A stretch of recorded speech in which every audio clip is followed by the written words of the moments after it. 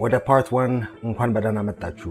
HarmonyOS እንዴት ነው ምንድነው የሚለውን ጥያቄ ነው የተጠየቁትና ከአንድሮይድ ይሻላል ወይ? ወደዛ ከመግባታችን በፊት ግን ሞባይል ኦፕሬቲንግ ሲስተም ወይንም ሞባይል OS ሲባል iOS እና አንድሮይድ ነው የሚመጣላችሁ። እንደውም አንድሮይድ ሲባል ሞስት ላይክሊ የሚመጣላችሁ ስካምሰንጎች ናቸው።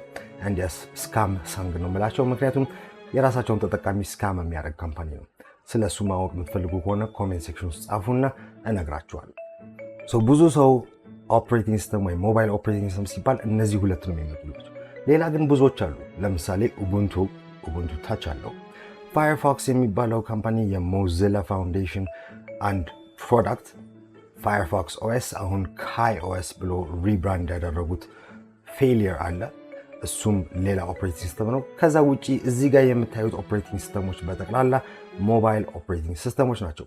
ዛሬ ላይ ከዜሮ ጀምረን የሞባይል ኦፕሬቲንግ ሲስተምን ለመፍጠር በጣም ከባድ ነውና ኦልሞስት ኢምፖሲብል ነው ማለት እንችላለን። ለምን? የኦፕሬቲንግ ሲስተም ወይንም የሞባይል ኦፕሬቲንግ ሲስተም ዋና ኮር ፋንክሽን የስልኩን ሃርድዌር እና የምትጠቀሟቸውን አፕሊኬሽኖች መሃል ሆኖ እንደ ደላላ የሚያገለግል ሰርቪስ ነው።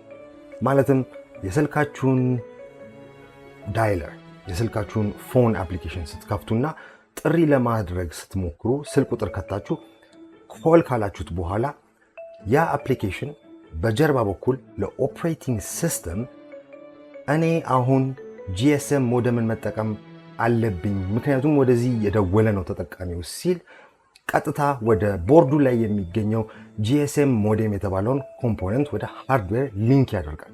የኦፕሬቲንግ ሲስተም ዋናና ብቸኛ ፋንክሽን ይሄ ነው። what's the problem? ችግሩ ሰዎች አንድ ስልክን ሲገዙ የትኛው ኦፕሬቲንግ ሲስተም ነው ያለው ብሎ አይደለም ብዙ ጊዜ የሚመርጡ።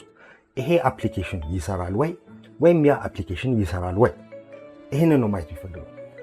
እና አብዛኛው ጊዜ አንድ ሞባይል አፕ ሲሰራ ሁለት ቨርዥኖች የሚሰራው የiOS እና የአንድሮይድ። ይሄ ትልቅ ችግር ይፈጥራል።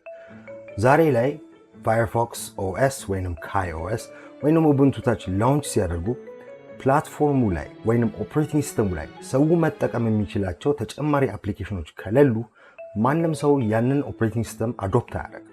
የአዲስ ኦፕሬቲንግ ሲስተም ለሞባይልም ሆነ ለማንኛውም ነገር መፍጠር ትልቁ መሰናክል ይሄ ይሆናል።